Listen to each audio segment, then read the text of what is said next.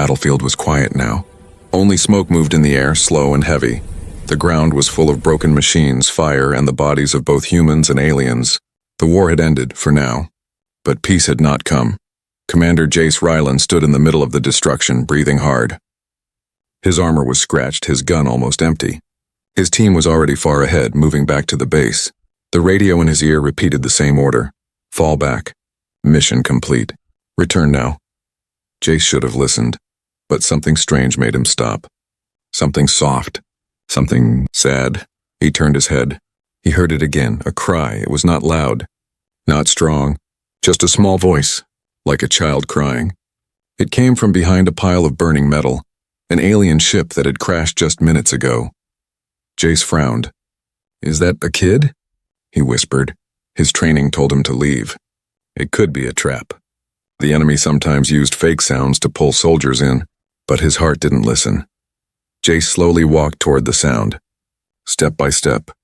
His boots crunched on glass and ash. Smoke burned his eyes. The crying grew louder. He reached the broken ship and pushed away a hot metal door. Inside it was dark. He turned on his helmet light. There she was. A small alien girl, no older than 5 or 6, sat on the floor. Her silver skin was cut in many places. Her white hair was full of dirt and blood. She wore a purple dress, torn and burned. Her big blue eyes looked at Jace and filled with fear. She tried to crawl away, but her leg was broken. Jace knelt down. His voice was soft. "Hey, it's okay. I won't hurt you." The girl shook her head. She couldn't understand his words, but she could feel the meaning. She whispered something in her language. It sounded like, "Please, don't leave me." Jace looked at her leg. He saw the bone sticking out. She needed help. Medical help. But taking her would mean breaking orders. The army had clear rules. No alien contact unless approved. He tapped his radio. "Command, this is Jace. I found a survivor. A child. Injured. Request permission to bring her in." Silence. Then came the cold reply. "Negative. No rescues. Alien or not, return immediately." Jace stared at the girl. He could walk away, pretend he saw nothing, follow orders, go back, get praised, get promoted, or he could carry the scared child through enemy territory, risk his life, and be called a traitor. The girl started crying again. He made his choice. Jace put down his weapon. He took off his helmet so she could see his face. Then he slowly moved closer. "I'm here. I'll protect you," he said. The girl looked at him confused, then reached out her tiny hand. He smiled and gently picked her up. She was light like a feather. She held on tight to his armor, burying her face in his neck. Suddenly his radio beeped again. "Last warning, Jace. Where are you? We're sending drones to check." Jace didn't answer. He stepped out of the broken ship, holding the child close. The sky above was full of smoke and fire. And now, above it all, he saw something worse. A black drone hovered high above. It had already spotted him. Jace cursed under his breath. "They know." The drone flashed red. It had recorded him, saving an alien child. Against orders. Now he was a criminal. He started running. Through broken streets, past ruined buildings, he ran with the child in his arms. Her head bounced gently against his chest. She was quiet now. Her eyes stayed on him. Jace knew he had no plan, no safe place, no backup. Only one thing was clear: he would not let this child die. Not today. Not ever. As he disappeared into the smoke, the world behind him changed. His own army now saw him as a traitor. The aliens still saw him as an enemy. And no one knew that in his arms was a child that could change the future of 2 worlds. But Jace didn't care. All he knew was, he heard a cry, and he answered it, and now, everything would change. The smoke was getting thicker behind him, but Commander Jace didn't stop running. His boots hit the broken ground hard. His armor was heavy, his arms were tired. But he didn't slow down, not with the alien child in his arms. She was silent now. Her head rested on his shoulder. Her breathing was weak but steady. Her small hands clung tightly to the collar of his suit, like she knew he was her only hope. Jace didn't know where to go. He had disobeyed orders. The drone had seen him rescue the girl. His own army was probably watching the footage right now. He could already hear the voice of the general in his head. "You abandoned your mission for an alien. You are finished, soldier." But Jace kept running. He jumped over a broken wall, turned left into a narrow alley between two collapsed buildings, and kept low. The city was mostly empty, burned, dead, or dying. This planet had been a war zone for years. No one really won. They just killed each other and claimed they were right. He whispered to the girl, "Hang on. I need to find shelter just a little longer." She didn't answer, but her fingers squeezed his armor. Suddenly, a loud noise echoed in the distance. A sharp buzzing sound. It grew louder, fast. Drones. Multiple. Jace ducked behind a wrecked transport truck and peeked out. 3 black drones flew over the ruins, scanning with red lights. One passed just above him. He held his breath. The girl looked up at the sky and softly whispered a word in her language. The drone's light flickered, then blinked out. Jace frowned. "What was that?" The drone turned sharply and flew away like it had never seen them. The other 2 followed. Jace blinked. Did you do that?" The girl just closed her eyes. Something about her wasn't normal. And it wasn't just that she was royal or alien. Something strange was happening. And Jace had a feeling he wasn't ready to understand it yet. He found an old building, half-fallen, quiet, dark. Inside, he laid the girl on a dusty mat. He checked her leg again. Still broken. No blood now, but she was burning up. Fever. He pulled a small medkit from his bag. It didn't have the right tools for alien biology, but he tried. He cleaned her wounds. He wrapped her leg. He gave her water. She watched him the whole time. Her eyes were not just scared now, they were curious. When he finished, he sat down beside her. "You've got guts, kid," he said softly. She stared at him, then pointed to herself and said, "Aria." He raised an eyebrow. "Aria? Is that your name?" She nodded. He pointed to himself. "Jace," she tried to say it back. "Ja, sir," he laughed. It felt strange, laughing in a place full of ruins and death. But for a second it felt normal. Then his radio crackled. "Commander Jace, this is Captain Ellis. You have gone off mission. We saw what you did. Return immediately or be marked AWOL. Last warning." Jace didn't reply. He turned the radio off. He looked at Aria. She was sleeping now, peacefully, like she hadn't just escaped death. He leaned back and stared at the broken ceiling above. "What am I doing?" he whispered. That's when he heard footsteps. Not drones this time. Real people. Humans. Voices came closer. We saw the drone signal go dark. Could be him. Traitor. He's probably still got the alien. Orders are clear, recover the child. Or eliminate both. Jace's blood turned cold. He picked up Aria again. She stirred in her sleep but didn't wake. He moved fast, back out the broken window, through rubble, down into a sewer grate he had seen earlier. The smell was bad. The air was thick. But it was better than getting caught. He walked slowly through the tunnel. No light, only water sounds. He didn't even know where it led. But at that moment, one thing was clear. He couldn't stop now, not after all this. This wasn't just about a broken order anymore. This was about her. About what she meant. About what she could become. He had no map. No friends, no backup. Only a wounded alien child with strange powers. And a choice that could cost him everything. Still, he whispered, "Run with me, Aria. We'll figure the rest out together." And in the dark, she smiled in her sleep. The tunnel was cold and wet. Commander Jace walked slowly through the darkness. In his arms, Aria slept like a child who had cried too much and finally given up. Her head rested on his shoulder. Her broken leg was wrapped, but she still trembled every few minutes. Jace had no idea where he was going. The old sewer tunnel twisted and turned, and the only light came from a tiny lamp on his chest. Every step echoed. Every sound made him stop and listen. He wasn't scared for himself. He was scared for her. Aria wasn't just a lost child anymore. There was something more, something forbidden. Jace remembered how the drones had glitched when she whispered, how her pendant had shown a hologram of a queen asking for help, and the way that strange robot had called her Your Highness. He needed answers. He finally found a broken ladder and climbed up. At the top was a ruined train station, half covered in dust and rubble. He laid Aria gently on a bench and checked her fever again. Still hot. Then he saw it. Her pendant had slipped out from under her dress. It wasn't just a necklace. It was glowing faint blue, and it had a symbol on it. Jace leaned in closer. A circle inside a triangle. A line cut across both. He had seen that symbol before in secret military briefings, marked classified.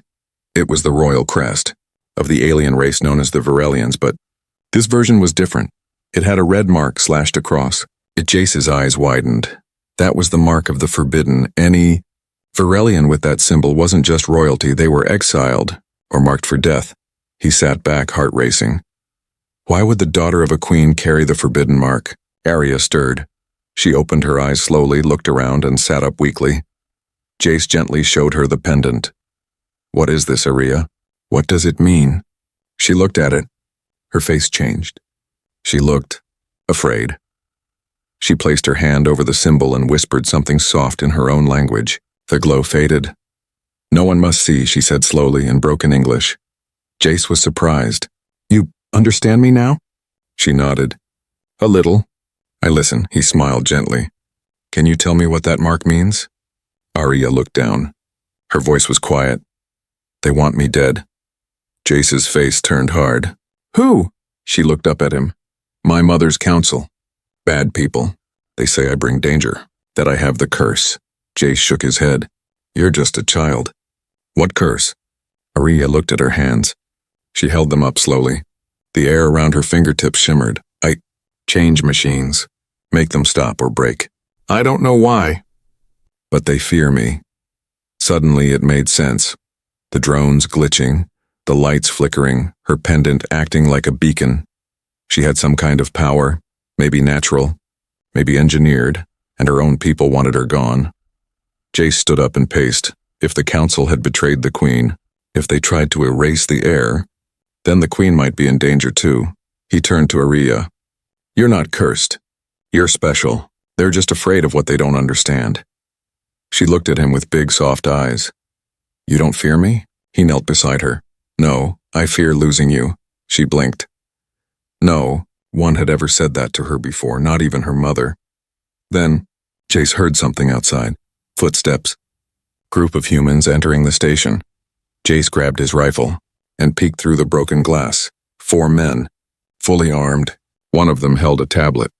The screen showed a tracker blinking. Jace cursed under his breath. They tracked the pendant. He looked at Arya. We have to move. Now. She stood, limping. He helped her up. She took one deep breath and whispered a strange word. Suddenly, the lights in the station went black. The men outside shouted. Their flashlights flickered and died. Jace smiled.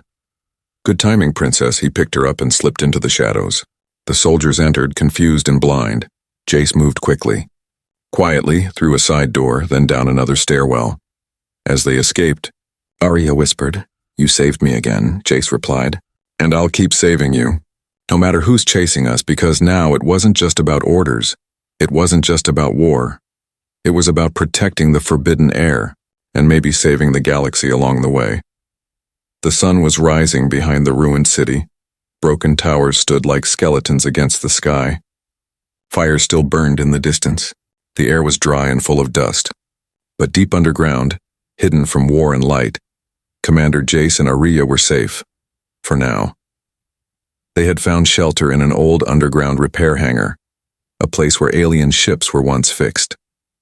Now it was just silent metal and rust. Jace carefully laid Arya on a soft pile of old blankets. She was breathing better.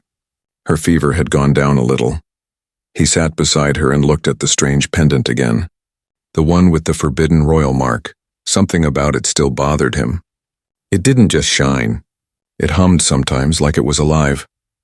Arya was half asleep when she whispered, It can talk. When danger comes, Jace leaned closer. What do you mean, talk? She opened her eyes slowly. It remembers my mother's voice. She left a message inside. A secret, a secret? Jace felt a chill down his spine. He took the pendant and held it up. Can I hear it? Arya nodded. She pressed a small part of the metal with her finger. The pendant began to glow. Soft blue light filled the dark room. Then, it spoke, a voice. A woman's voice, strong, calm, sad. To my daughter, Arya, if you are hearing this, then I have failed to protect you. You must know the truth. There is a war inside our kingdom, one the people do not see. My own council, the ones I trusted, have turned against me. They want to control our future by using you, your gift. But your power is not a curse. It is a light, a legacy. They fear it because it is not like theirs. I had to send you away. I broke the law to keep you safe. I placed you where no one would look, on a battlefield among the humans. Forgive me, child. And if someone has found you, I pray it is someone with a kind heart. The voice faded. Silence returned. Jace sat frozen. Aria wiped a tear from her cheek. She knew they would come for me. She whispered. She hid me inside enemy land, so they couldn't find me. Jace couldn't believe it. The queen, a ruler of the alien empire, had secretly sent her own daughter into human war zones to keep her away from her enemies. The council didn't just betray the queen. They had been trying to turn Aria into some kind of weapon, or erase her completely, and now, the queen was probably in danger too. Jace stood up. I have to find her. Your mother. If she's still alive. She needs to know you're safe. Aria sat up slowly, but she's far. In the royal city, Virelios, behind the black wall. Jace knew that place. It was one of the most protected alien cities in the galaxy. Human soldiers had never stepped inside. Getting there would be suicide. But Jace had already risked everything. He wasn't going to stop now. He opened his backpack. Inside was a small encrypted signal unit, military tech. If he could find the right signal, he might be able to locate the queen or at least send her a message. He powered it on. Nothing. He tried again. Still nothing. Then Aria stepped closer. She placed her hand on the device. The signal bars lit up, full strength. Jace blinked. You fixed it. By touching it. She looked down nervous. Machines listen to me.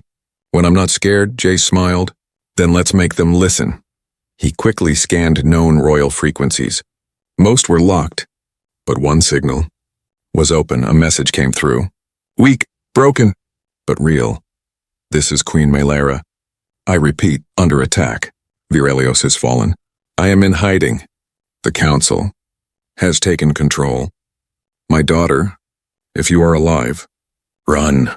Aria gasped. Her mother was still alive, but she was in hiding, and the enemy now ruled the throne. Jace stood, gripping his weapon. The queen's not dead. Not yet. That means we still have a chance. Aria looked at him. You would help, even now. He nodded. I didn't come this far to leave you behind. And if saving you also saves your mother, then I'm all in. Suddenly lights flickered in the room. Motion sensors had picked up movement. Jace raised his rifle. They found us. But Aria placed her hand on the wall. The entire room powered down. No sound. No light, no signal, invisible. She had turned the hanger off like flipping a switch. Jace smiled. You're not just a child, Aria. You're hope. A dangerous, powerful, beautiful kind of hope. She smiled back, tired but brave, and in the dark they prepared for the next move. Because a secret war had begun long before Jace arrived, and now he was right in the center of it. The sun was setting, turning the sky dark orange. Commander Jace Ryland stood at the edge of the ruins, looking toward the distant mountains. Beyond those sharp rocks was the border zone, a thin line of abandoned land between human and alien territory. If he could cross it, maybe he could reach Virelios, the lost alien capital where Queen Malera was hiding. Behind him, Aria was resting in the shadows. Her wounds were healing fast, but she still limped. The pendant around her neck glowed soft blue like it was guiding them forward. Suddenly, Jace heard a sound. Footsteps. He turned, gun raised. A man stepped out of the dust. Helmet off. Beard rough. Human armor faded from long use. Sergeant Dax Keegan. Jace froze. Dax? The man smiled wide. In the flesh, Commander. You look like you've seen a ghost. Jace lowered his gun slowly.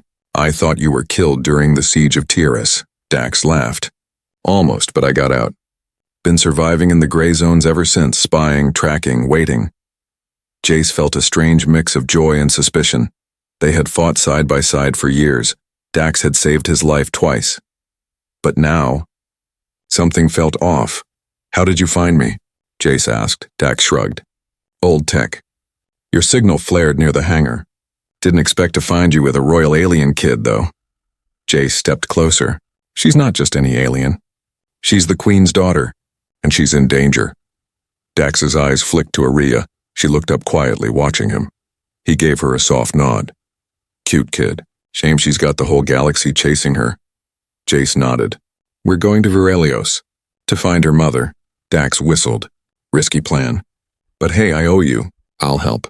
I know a tunnel that cuts under the border. No patrols. It's old, but it works. Something in Jace's chest tightened. Why was this so easy? Why now? But he wanted to believe. He looked at Aria. He's an old friend. We can trust him. She didn't answer, but her hand slowly moved to cover her pendant. 2 hours later, they entered a hidden tunnel near a broken ridge. The entrance was covered with rocks and vines. Inside, it smelled of metal, rust, and water. Dax led the way with a lamp. Jace followed with Aria. As they walked, the walls grew tighter, the air colder. Then Aria whispered, "Something's wrong." Jace looked at her. "What do you mean?" She touched the wall gently. It vibrated. She closed her eyes, then her voice dropped. "Someone is behind us." Jace turned but saw no one. He moved faster. "Dax, how far is this tunnel?" But Dax didn't answer. He stopped ahead and turned around slowly. His face had changed. No smile now, only silence. He pulled out a small device from his jacket, a blinking red light. "Sorry, old friend," Dax said. "What is that?" Jace asked. "Tracker. I activated it 10 minutes ago. The council will be here in less than 5. Jace felt like ice had touched his spine. "You're working with them?" Dax's eyes were cold. "I'm working for the side that pays. The council offered freedom, money, and a clean record. All I had to do was give them her." He pointed at Aria. She took a step back. Jace moved between them. "I trusted you." Dax looked sad. "Yeah, that's why it worked." The tunnel shook slightly. A low rumble echoed. Dropships. Soldiers. Closing in. Aria suddenly stepped forward. Her voice was steady. "Why do you help those who hurt children?" Dax looked surprised. "You're just a kid. You don't understand war." She shook her head. "I understand pain. And you cause it." Then something strange happened. The pendant on her chest glowed bright white. The tunnel lights exploded. Dax's device melted in his hand. His gun jammed. His lamp died. Everything went black except for Aria. She was glowing like a star. She raised one small hand. The ground cracked. Dax screamed as his body flew into the wall. Sparks flew. Rocks fell. The tunnel began to collapse. Jace grabbed Aria and pulled her through the smoke. Behind them, Dax groaned but couldn't move. Jace turned back one last time. "You chose the wrong side, brother." Then the rocks came down. Outside, under the night sky, Jace and Aria crawled out through an old vent. The wind was cold. The stars above felt sharp and quiet. Jace looked at her. She wasn't crying, she wasn't scared. She looked strong and older. He asked, "Are you okay?" She nodded. "You protected me again," he smiled softly. "So did you." In the distance, they saw the glowing towers of Virelios, the fallen capital. The final part of their journey had begun. But now, Jace knew. Not all enemies wore alien faces. Some looked just like old friends. The night sky glowed red. The once beautiful city of Virelios, capital of the Virelian Empire, was burning. Tall silver towers, once symbols of peace and knowledge, were now cracked and broken. Smoke climbed toward the stars like black vines. Screams echoed between buildings. The sounds of war hadn't stopped. They had only moved deeper. Commander Jace Ryland stood at the edge of a rocky cliff, staring down at the ruined city below. In his arms, Aria held tightly to his neck. Her eyes were wide but dry. She didn't cry. She only whispered, "Home." Jace looked at her. "I'm sorry. I know this isn't how you remembered it." She shook her head. "It is worse than I feared. The council has taken everything. They had come so far, escaped soldiers, survived betrayal, defeated Dax, and now the finish line was in front of them, and it was on fire." Jace pulled out his scope. Through it he saw the royal palace, or what was left of it. The golden roof had collapsed. Statues of peace had been shot down. Virelian guards, loyal to the queen, were being hunted in the streets by soldiers dressed in black. Council soldiers. "The rebellion won," Jace whispered. "They didn't just attack. They took the city." Aria touched his shoulder. "But they did not find her. My mother still hides. I can feel it. Jace looked at her carefully. Feel it? How? She closed her eyes. Her pendant glowed again, this time a deep purple like royal fire. She is beneath the throne, in the stone halls. Jace didn't know what that meant, but he trusted her. He always did. They moved at night, through back paths and ruined alleys. Arya walked now, limping but steady. She refused to be carried. Something had changed in her. She looked stronger, braver, like a future queen. Jace noticed it, but said nothing. They passed destroyed homes, broken bridges, and silent streets. Twice they hid from patrols. The enemy soldiers now carried council flags, no longer pretending to be part of the old empire. They had made themselves kings. Finally, they reached the back of the palace. A secret stairway led into the deep chambers. It was cold inside. The walls were cracked. The lights were dead, but Arya moved with purpose, like she knew the way. Deep underground, they found the Hall of Echoes, a place of old royal records and memories. Statues lined the path. Stone books rested on crystal shelves. At the far end, a shattered throne sat in silence. And under that throne, a faint humming. Arya walked to it. Her hands shook. She placed her palm on the stone. A symbol lit up beneath her hand, a royal crest. The floor opened. Stairs led down into the dark. Without fear, Arya stepped in. Jace followed. They reached a quiet room. There, on the ground, covered in dust and wearing a torn royal robe, lay Queen Melira, alive but barely. She opened her eyes weakly. When she saw Arya, she smiled, a smile full of sadness and relief. My daughter. Arya fell beside her. Mother, I came back. I'm safe. The queen touched her cheek. You survived, and you brought him. Her eyes looked at Jace, the human who broke orders, who chose kindness. I knew it would be you. Jace knelt. We have to get you out. You're too weak.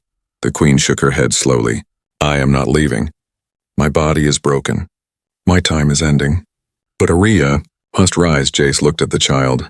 She's still young. She's not ready to lead. The queen smiled softly. She is more ready than I ever was. Suddenly, an alarm sounded above. The enemy had found the open path. Footsteps echoed in the halls. The council was coming. The queen pulled off her ring and placed it in Arya's hand.